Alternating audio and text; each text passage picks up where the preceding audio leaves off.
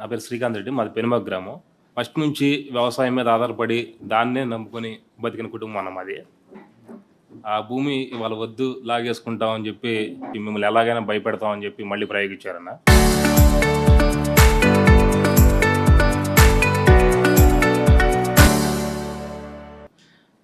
మేము ఏమంటున్నామంటే వ్యవసాయం నమ్ముకునే చిన్న సన్నకారు రైతులు అదే నమ్ముకొని మేము జీవనం సాగిస్తున్నాం. ఆ పని తప్పితే మాకు ఇంక వేరే పని తెలియదు. అదిగాక రాష్ట్రంలో ఎక్కడైనా కరువు వచ్చినా సరే మా మండలంలో కరువు రాలేదన్న. ఇప్పుడు రాష్ట్రంలో ఎక్కడైనా కరువు వచ్చినా మా మండలంలో కరువు రాలేదు. ఈ సారవంతమైన భూములు ఒక పంట పోయినా సరే మిగతా 2 పంటలు మేము సాగు చేసుకొని జీవనం గడుపుకునేవాళ్ళం.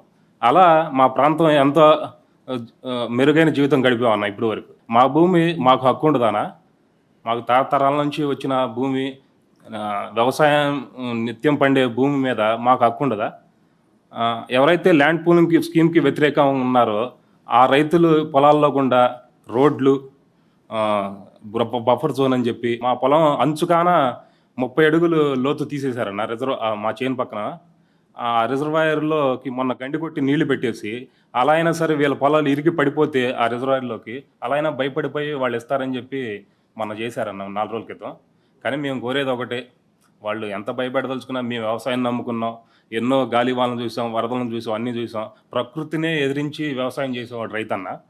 వీళ్ళు చేసే భూదందాకి దానికి వ్యతిరేకంగా ఉన్నామన్న. మేము వ్యవసాయం నమ్ముకొని ఉన్నాం. ఎందుకు భూ సమీకరణ వ్యతిరేకిస్తున్నారు ఉండవల్లి రైతులు కానీ, ఇంకా పెనుమాక్ కానీ, నిడమర్ర కానీ? ఇది గవర్నమెంట్ అర్థం చేసుకోవట్లేదన్న. అసలు ఎందుకు వీళ్ళు వ్యతిరేకిస్తున్నారు? అందరు ఇచ్చారు 29 గ్రామాల్లో చాలా వరకు. మరి వీళ్ళని 12 సంవత్సరాలుగా వీళ్ళని పట్టించుకునేది లేదు. నన్ను ఉండవల్లిలో 600 గజాలు 700 గజాలు తామాషా ప్రకారం ఒక రైతుకు వచ్చిద్దన్న. ఆ 600 ఒక అరెకరం పంచుకుంటే 4-5 పంచుకోవాలి. అంటే 10 సెంటు 500 గజాలు వస్తాయి. ఈ 500 గజాలు 10 సెంటు పూలింగ్కి ఇస్తానికి వాళ్ళు పూలింగ్కి తీసుకోరు. పూలింగ్ మినిమం 15 సెంటు ఉండాలి. అంటే వాళ్ళు సిఆర్డిఏ నామ్స్ ప్రకారం మనకు ప్లాట్ కూడా రాదు, పూలింగ్కి పనికిరాం. తర్వాత ఈ 500 గజాలు మనం డెవలప్ చేసుకుంటే అపార్ట్మెంట్లకో విల్లాలకో మనం ఇచ్చుకోవచ్చు. వాళ్ళేమి మాకు రోడ్లు ఏమీ అవసరం లేదు, మాకేమీ కట్ట అవసరం లేదు, మా భూమి మేమే అభివృద్ధి చేసుకోగలం. 500 గజాలు మేము కనుక విల్లాలకు కానీ దేనికన్నా వేసుకుంటే దానికే 10 కోట్లు 5 కోట్లు వస్తాయి మాకు. వీళ్ళు ఇచ్చే ప్లాట్ అంత విలువ చేయదు మాకు. ఉండవల్లి విజయవాడ కిలోమీటరు. అసలు వాళ్ళు ఇచ్చే ప్లాటు 15 సెంట్ ఇస్తే 150 గజాలు ఇస్తారు, 60 గజాలు కమర్షియల్ ఇస్తారు, 200 గజాలు వస్తాయి. 200 గజాలని వీళ్ళు ఎంతమంది పంచుకుంటారు? 500 గజాలు కనుక మన దగ్గర ఉంటే మనమే డెవలప్ చేసుకుంటాం. కానీ ఇక్కడ వీళ్ళు మాకు 12 సంవత్సరాల నుంచి ఏ పర్మిషన్ ఇవ్వట్లేదు. ఇప్పుడు నా భూమి ఉంది, పెట్రోల్ బంక్కి పర్మిషన్ 5 ఎన్ఓసీలు వచ్చినాయి. 6వ ఎన్ఓసీ సిఆర్డిఏ కమిషనర్ గారు ఈ గ్రామం మొత్తం ల్యాండ్ పూలింగ్లో ఉంది, మేము ఏ పర్మిషన్ ఇవ్వము.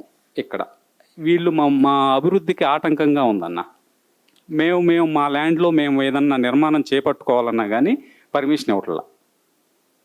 అసలు ఎవరిని పర్మిషనే లేదు అసలుకి. మేము ఇంకొక 20 సంవత్సరాలైనా 30 సంవత్సరాలైనా మేము ల్యాండ్ పూలింగ్కి ఇచ్చే ప్రసక్తి లేదు. ఇంత విలువైన భూమిని మేము ల్యాండ్ పూలింగ్కి ఇవ్వదలుచుకోలేదు. ఏదైతే అదైంది ఫైటే చేస్తున్నాం. అచ్చంగా ఇదే పని.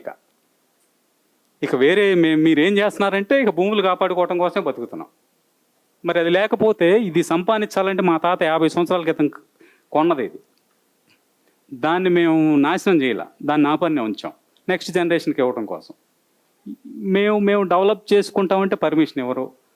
రాజధాని కట్టేది 15 కిలోమీటర్లు అవకడ. ఏదైనా అంటే ఇవ్వకపోతే భూ సమీకరణ పేరుతో భూ సేకరణ చేస్తారు. ఇవ్వకపోతే మీరెవరు ల్యాండ్ పూలింగ్కి ఇవ్వని భూముల్లో లేఅవుట్లు వేయటానికి? మీ చేతికి వచ్చింది 50,000 ఎకరం ఉంది, 40,000 ఎకరం ఉంది. దానిలో మీరు రోడ్లు వేసి వాళ్ళకి ప్లాట్లు ఇచ్చేసి వాళ్ళకి రోడ్లు వేసి వాళ్ళని ఉద్ధరించాలి కదా. ఈ ఉండవల్లి రైతుల్లో ఇవ్వనటువంటి వాళ్ళలో లేఅవుట్లు వేసి వీళ్ళని భూసేకరణ తీసుకొచ్చి వీళ్ళని ఇబ్బంది పెట్టి ఇప్పటికి ఎన్నో సంవత్సరాల నుంచి కోట్ల చుట్టూ తిరుగుతున్నాం.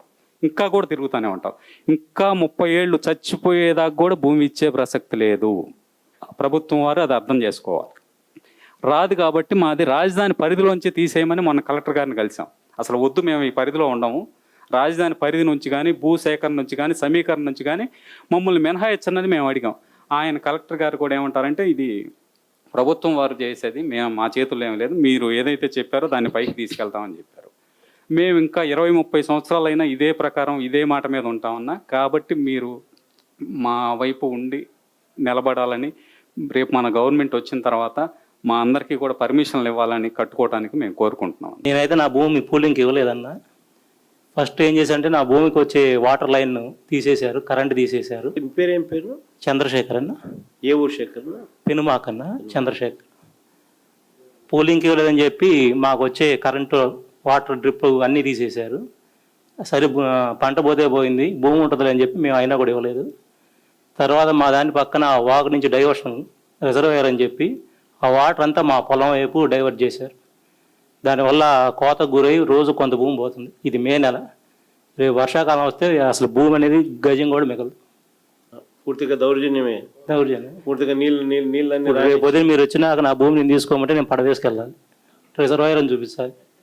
నాకు మీరు వచ్చినాక అది ఏదో చేపల చెరువు కింద ఒక 50 ఎకరాలు చెరువు. అది పెనమాకలో రిజర్వాయర్ కింద సార్. అది రిజర్వాయర్ లో ఒక రిజర్వాయర్ కానుకున్న భూములు పూలింగ్కి ఇవ్వలేదని చెప్పి వీళ్ళ ప్రకారం ఒక రిజర్వాయర్ ఆడ కడుతున్నారు. ఆ రిజర్వాయర్ లో ఈ భూమిని పెట్టే కార్యక్రమం చేస్తున్నారు. ఇప్పుడు కోతకు గురైందన్న. నాకు మీరు వచ్చినాక భూమి తీసుకోమని తీసుకోలేను. శేఖర్ భూమి ఎక్కిపోయేసరికి చుట్టూ భూమిని తవ్వేసి శేఖర్ భూమిలోకి నీళ్ళు రానిస్తున్నాడు.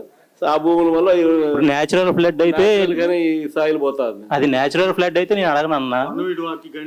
గండి కొట్టి పెట్టింది ప్రైవేట్ భూముల నుంచి వీళ్ళు చేయడం వల్ల నా భూమి ఇరిగిపోయింది. ఇక్కడ ప్రజాస్వామ్యం తోటి అందరూ భాగస్వామ్య రాజధాని అనేది కూడా మనకి అనౌన్స్మెంట్ ఫస్ట్ నుంచి అనౌన్స్మెంట్ చేస్తున్నారు సార్.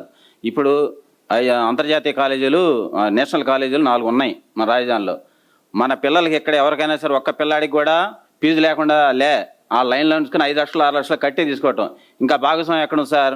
మన భూముల్లో వాళ్ళ కాలేజీలు కట్టుకొని వాళ్ళు వచ్చి వాళ్ళు వ్యాపారం చేసుకుని ఉంటే వాళ్ళు మనం కూడా పిల్లల్ని కూడా ఎగబడే తీసుకుంటున్నాం. భాగస్వామ్యం అనేది లేదు సార్, ఎక్కడ భాగస్వామ్యం లేదు. మా భూములు కాపాడుకోవాల్సి వీళ్ళందరూ కూడా వచ్చింది కూడా భూములు ఎట్ట కాపాడుకుందాం అనేది వాళ్ళతో భయపడి మరి ఇండైరెక్ట్గా ఏదో రకంగా మనం సాధించుకుందాం అనే ఉద్దేశంతో ఉన్నాం. ఇంతకుముందు కేసులన్నీ వేసి ఉన్నాయి. గతంలో కేసులన్నీ వేసిన తర్వాత చంద్రబాబు గారు రాగానే అవన్నీ డిస్మిస్, అవన్నీ తీసేయండి, ఇక ఆ పాత కత్తులను తీసేయండి, కొత్త కత్తులో నరుగుదాం అంటే నేను నా భాషలో చెబుతున్నా సార్, మీరేమనుకోవండి. కొత్త కత్తులో నరుగుదామని మళ్ళీ మొదలుపెట్టాడండి. మొదలు పెట్టేసి మరే ఉండవల్లిలో, నాది ఉండవల్లి సార్, నా పేరు వేసిరెడ్డి, మళ్ళీ చెప్తున్నాను నేను. 4 రోజులు మా ఊరు మొత్తం కూడా 4 రోజులు పేపర్లో వస్తూ ఉన్నాయి. ఎవరెవరి పేర్లు ఉన్నాయి, ఎవరెవరు ఎంత భూమి పోతుంది అనేది కూడా ఏం లేదు. సర్వే నెంబర్ చుట్టం పేర్లు కొట్టాడు, సర్వే నెంబర్ చుట్టం పేరు. అసలు యువనాడిసీలో కూడా లేఅవుట్ వేసేసి మన ఈ ఆఫీస్లో ఉంటుంది, రియల్ ఎస్టేట్ ఆఫీస్లో బోర్లు కట్టి ఇది ఈ రోడ్డు ఇటు, ఈ రోడ్డు ఇటు, ఈ ప్లాట్ ఇది అని చెప్తారు కదా. అట్లాంటి పరిస్థితి ఉండవల్లికి వచ్చింది సార్ ఇక్కడ. ఇప్పుడు అయితే అసలు ముఖ్యంగా మనం చెప్పేది ఏంటంటే, ఇచ్చిన వాళ్ళు ఇచ్చారు, భూములు ఇచ్చేసారు, రిజిస్ట్రేషన్ అయిపోయింది, కొంతమంది ప్లాట్లు తీసుకున్నారు, అది రకరకాలుగా ఉన్నది. అది దాని జోలైతే పోవద్దు. యవ్వనాళ్ళు అయితే ఎవరైతే ఉన్నారో దాన్ని ఎక్విజేషన్ మాత్రం పూర్తిగా వ్యతిరేకిద్దాం. దీని మీద నా సజెషన్ కూడా ఏంటంటే, అసలు భూములు ఇవ్వకపోతే మాత్రం దాన్ని మాత్రం రిజెక్ట్ చేసి దాన్ని కాపాడుకోవడం కోసం రైతు వాడి ఇష్టమైతే ఎత్తాడు. 9.2 అనేది వాళ్ళు పెట్టిన నిబంధన వాళ్ళే. 9.2, 9.3 2 పెట్టారు. ఆ 2 పెట్టి 9.2 ఏంటంటే, యువనాళ్ళు ఏమైనా ఉంటే మీరు కాగితం ఇవ్వండి, మేము తీసుకోం ఆ భూమిని అన్నారు. అసలు 9.2 ఎడిపోయింది సార్. అలా అది పోయింది, అభ్యంతరం అన్నారు. అప్పుడు నిజమే కావాలని మేము అందరూ 9 పాయింట్ ఇచ్చాం. దాదాపు అందరూ ఇక్కడ 90% అందరూ ఇచ్చిన తర్వాత 9.9 ఎక్కారు. ఇప్పుడు మళ్ళీ ఆ కొత్త కళ్ళతోటి మళ్ళీ రణరంగం సిద్ధం చేస్తున్నారు. ఎట్లాంటిది అట్లాగే మరి ఉండవల్లి దగ్గర ఆ కొండవీటి బాగుది ఆల్రెడీ 16 పంపులతోటి స్కీమ్ రన్ అవుతాం సార్. అది ఎత్తిపోతల పథకం. దాన్ని మరి అసలు కొండవీటి బాగు అనేది రాదు, ఎక్కడ నీళ్ళు అంటారు కదా వాళ్ళు. మరి కొండవీటి బాగులోకి ఎత్తిపోతల పథకం పెట్టారు, 16 పంపులు పెట్టారు కదా, హై పవర్ పంపులు. అవి ఇక్కడి నుంచి కాదు, 246 కోట్ల రూపాయలతోటి ఆ ప్రాజెక్ట్ కట్టారు. ఓకే, నీళ్ళు ఎత్తిపోతల పథకం పెట్టారు. మళ్ళీ రెండో ప్రాజెక్టు మళ్ళీ 12 ఎకరాలకి ఇప్పుడు మళ్ళీ ఎక్విజేషన్ పెట్టేసి మళ్ళీ రెండోది ఎత్తిపోతల పథకం మళ్ళీ 456 కోట్ల రూపాయలు. ఎవరు సంసార్ ఇది? అయితే నేను చెప్పే ఏంటంటే, ప్రజల డబ్బు కూడా ఎంత వృధా అవుతుంది అనేది కూడా నా అభిప్రాయం సార్. అంతేగాని నాకు వేరేగా ఇంకోటి చెప్పడానికి కాదు, నా ఆవేదన చెబుతాను సార్. ఎందుకంటే ప్రజల డబ్బు, ఇంత డబ్బులు అన్యాయం చేయకూడదు. అసలు ఆ రోడ్లు ఏంటి సార్? ఆ రోడ్లు 1 కిలోమీటర్కి వచ్చి ఎన్ని కోట్ల రూపాయలు సార్ వేసేది? అరే మామూలు నేషనల్ డే వాళ్ళు ఏమన్నా వాళ్ళు ఇస్తున్నారు 24 కోట్ల రూపాయలని. మనాడు కిలోమీటర్కి ఎంత అండి? 120 కోట్ల రూపాయలు. ఈ సొమ్ము జగన్ రెడ్డి మోహన్ రెడ్డి గారు మళ్ళీ ప్రభుత్వం వచ్చినాక ఈ చేసిన పని 25% చేసినా 20% చేసినా కూడా వాళ్ళ డబ్బులు వాళ్ళకి వచ్చేస్తాయి. వాళ్ళకేం ఇబ్బంది లేదు, ఏ కాంట్రాక్ట్ అయినా సరే ఏం ఇబ్బంది లేదు. నేను ఆవేదన చూస్తున్నాను సార్. ఎందుకంటే నిరంతరం నేను ఆ రాజధానిలో తిరుగుతా ఉంటాను. నేను తిరుగుతున్నప్పుడు నాకు నాకు అదంతా కనపడతా ఉంటాయి. ఆ డబ్బులన్నీ కూడా వాళ్ళకి మాత్రం ఎలాంటి ఇబ్బంది లేకుండా వాళ్ళందరూ సేఫ్ సైడ్లు కానీ కాంట్రాక్టర్లు కానీ అందరు తీసుకుంటారు సార్. నిజంగా ఈ డబ్బు అంతా కూడా మంది ఇక్కడ కట్టే వాళ్ళది. మన అన్ని ట్యాక్స్లు కట్టుకున్న తర్వాత ఈ డబ్బు ఇంత దుర్వినియోగం అవుతుంది. అసలు వాళ్ళకి వరదెత్తే బెటరు. ఎందుకంటే 450 కోట్ల రూపాయలు మళ్ళీ శాంక్షన్ చేస్తారు కదా వరదరంగా నీటి తరలిస్తానికి. అదొక పేరు. ఇట్లా జరుగుతుంది సార్. కనుక మనం ఇచ్చిన వాళ్ళే ఇచ్చేసారు, అయిపోయిందండి ఆల్రెడీ. వాళ్ళ రిటర్నబుల్ ప్లాంట్ కానీ ఇంకా అది వెనక్కి తీసుకురావడం అనేది సాధ్యపడదు. అసలు అది హైలీ ఇంపాసిబుల్. ఎంత చేసినా కూడా ఇవ్వనోళ్ళ భూములు మాత్రం కాలు పెట్టనీయకుండా మనం చేయగలిగితే శభాష్. మనకు అంతకంటే మనం కోరుకునేది ఏమీ లేదు సార్. అది శంకర్ ఎర్రబాలెం. అయితే 3 ఎకరాలు కూడా ఒక సిఆర్డే ప్లాన్లో చేనికి అయితే రోడ్డు లేదు సార్. ఇప్పుడు కావాలని చెప్పి ఆ రోడ్డు లేని దానికి కూడా రోడ్డు పెట్టేసి నాకు రెండు నోటీసులు ఇచ్చారు సార్. ఎల్పిఎస్ ఒకటి ఇచ్చారు, ట్రంక్ అండ్ ఇన్ఫ్రాస్ట్రక్చర్ ఓ నోటీస్ ఇచ్చారు సార్. 3 ఎకరాలు రోడ్డు కింద పెట్టేశారు సార్. మనం ఒప్పుకోలేదు కాబట్టి ఇప్పుడు వెంటనే కొత్త రోడ్డు తీసుకొచ్చి పెట్టేశారు రోడ్డు దాంట్లో పోయినట్టు. అయితే ఇప్పటికీ మేము నా పొలంలో నేను ఇప్పుడు వ్యవసాయం చేస్తున్నాను సార్. ఇప్పటికి నేను గేదెలు రాకుండా చుట్టూ మా పొలానికి కంచేసుకున్నాను సార్. నేను వేస్తే నైట్ సిఆర్డీ వాళ్ళు పక్కన కంప తీస్తా, ఆ కంప మొత్తం తీసేసి ఓపెన్ చేసేసారు సార్. ఇక నేను ఇప్పుడు పైర్లు దాంట్లో మళ్ళీ పైరు వేయడానికి లేకుండా నన్ను డిస్టర్బ్ చేసేసారు సార్. అదొకటి. పోయిన సంవత్సరం లాస్ట్ ఇయర్ ఆగస్టు 20వ తారీఖు నారాయణ గారు నా చేలో నుంచి వాగు తోమేశాడు సార్. నీళ్లు ఫ్లడ్ వచ్చినప్పుడు అప్పుడు ఫ్లడ్ వచ్చి మొత్తం మునిగిపోయింది చూడండి అన్న.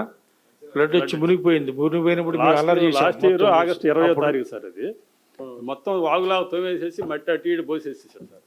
వాగులాగా వేసేసాడు చేను మొత్తం. చేసేస్తే తర్వాత నేను మా ఊళ్ళో ఒక తెలుగుదేశం నాయకుడు ఉంటే ఏంటి చేశారని చెప్పి అడిగితే నీకెందుకు నేను చేపిస్తాను అది ఇది అని చెప్పేసి అతను చేతులు ఎత్తేసాడు సార్. చేయలే. నేను సిఆర్డ్ ఆఫీస్ చుట్టూ తిరిగి ఒక 3 నెలలు తిరిగాను సార్. తిరిగి చెప్తే లాస్ట్కి ఇప్పుడు వాగుదోమే కాంట్రాక్టర్కి చెప్పారు దాన్ని పోడ్చమని. ఈ 3 నెలలు 4 నెలల్లో ఆ తీసిన మట్టి మొత్తం నైట్ తీసుకెళ్ళిపోయారు సార్. అమ్మేసుకున్నారు. నైట్ మట్టి అంతా అమ్మేసుకున్నారు. ఒక నైట్ నేను వెళ్ళి కాపలా కాసి పట్టుకున్నాను. మీ చేనులో ఫస్ట్ తీసిన మట్టి అటు ఇటు పోసారు. కాలువ తీసింది కాక పర్మిషన్ లేకుండా నీకు అసలు ఏం తెలియదు. అసలు నైట్ తీసారు. బుల్డోజ్ చేసి కాలువ తోమేశారు. కాలువ మట్టి అమ్మేసేసుకున్నారు. అయితే మళ్ళీ నైట్ వెళ్ళి నేను పట్టుకున్నాను సార్. నా 2 లారీలను ఒక పెద్ద ప్రొక్లియనరు పట్టుకుని పోలీస్ కేసు పెట్టి లోపల ఇప్పించాను సార్. కేసు ఉంది కదా? కేసు ఉంది. అది నేను తర్వాత మళ్ళీ వాళ్ళు కొట్టి పెట్టేశారు. అదే చేశారు సార్. ఏ విధంగా ఇప్పుడు మాఫియా సామ్రాజ్యం జరుగుతుంది సార్. ఇక్కడ అంతా ఈవెన్ వాళ్ళ పొలంలో మొత్తం రోడ్లు చూపించేశారు సార్. మా ఊళ్ళో ఉన్న పొలం ఇవ్వని వాళ్ళు ఎవరైతే ఉన్నారో ప్రతి ఒక్క చేనికి రోడ్డు చూపించేశారు. రోడ్డు చూపించేసి అక్విజిషన్ నోటీసులు ఇచ్చేశారు సార్. ఎవడైతే ఇవ్వడం లేదో వాళ్ళందరికీ ఇచ్చేసారు. రోడ్ వేసేసి కొత్తగా ఇచ్చేసారు.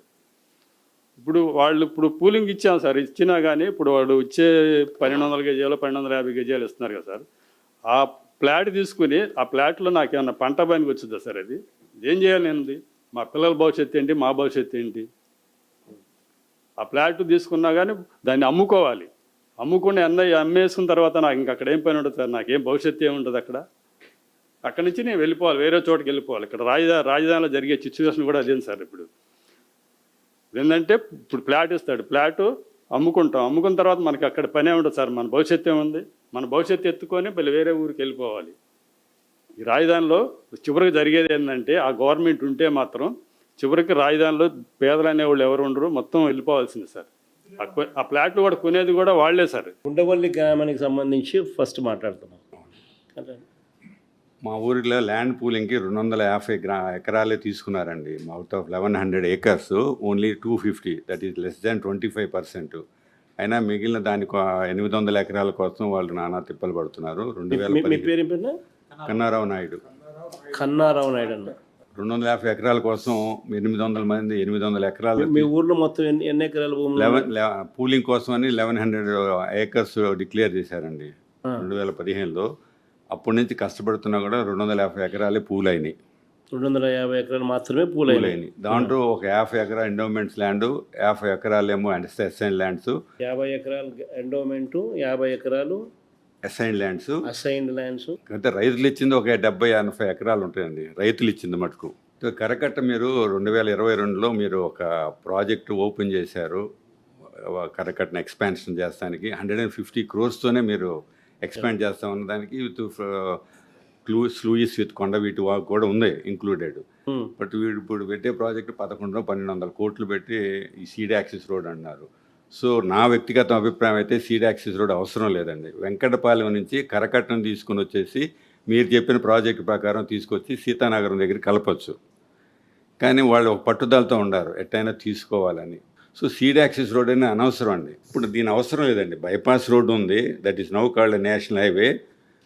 సో ఈ సీడ్ యాక్సిస్ రోడ్ అనేది అవసరం లేదు.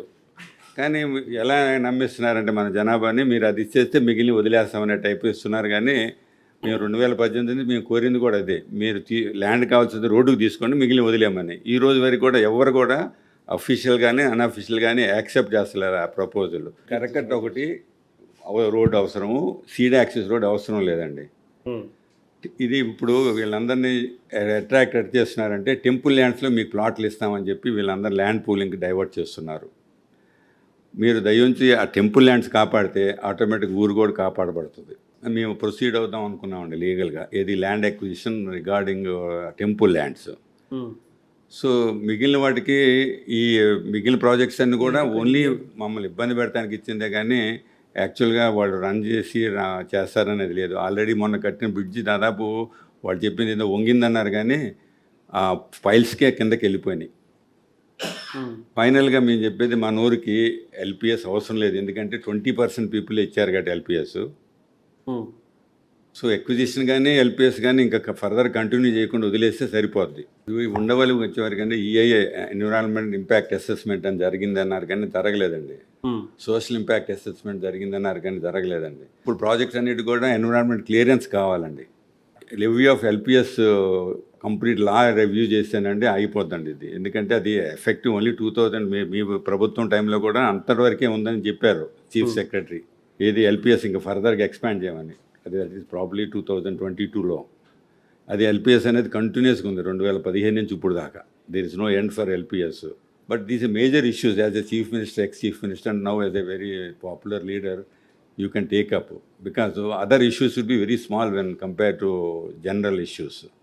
So I did not go into the details of all the issues, but probably you can help us by trying to tell the government that what you are doing is outrageous.